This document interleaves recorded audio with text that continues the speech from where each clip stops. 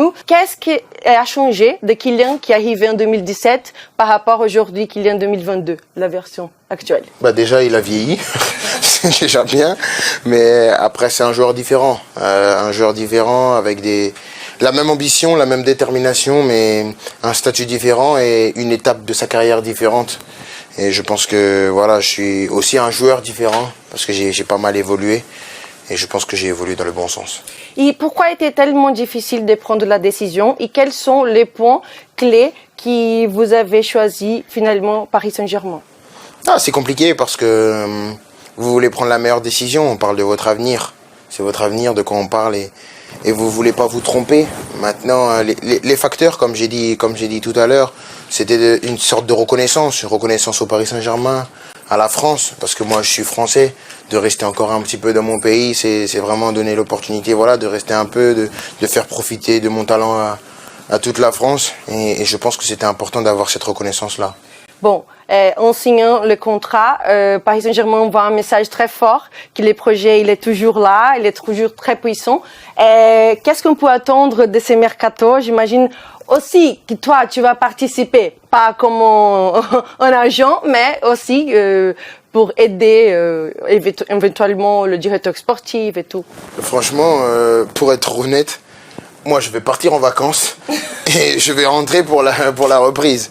Non, je vais pas intervenir. Je pense que jusqu'ici, si les gens ont respecté le joueur et l'homme que j'étais, c'est parce que j'ai toujours donné 100% de ma concentration sur le terrain.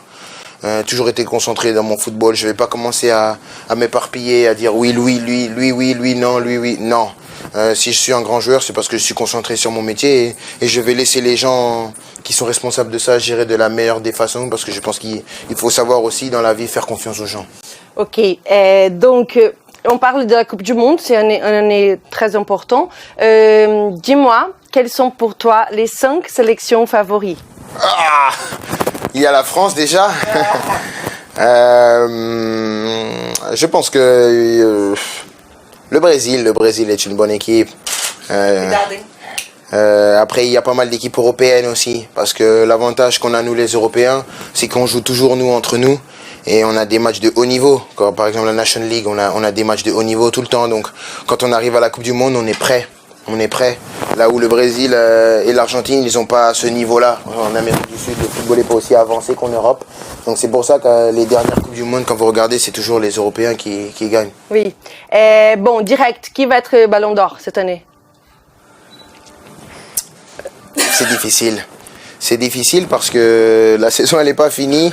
Et il faut attendre, il y a pas mal de prétendants. Il faut attendre de voir qui va faire quoi. Les règles ont changé en plus. C'est la première année où les règles ont changé, où les titres collectifs, ils comptent moins. C'est vraiment le joueur qui est le plus impressionnant. Donc c'est la première année du changement, c'est difficile de dire. Bon, la dernière, c'est simple. Non. Ok, tu avais fait une vidéo et mis dans les sacs les trophées que tu as réussi à avoir. Quels seraient les sacs parfaits pour la saison prochaine avec tous les trophées? C'est facile.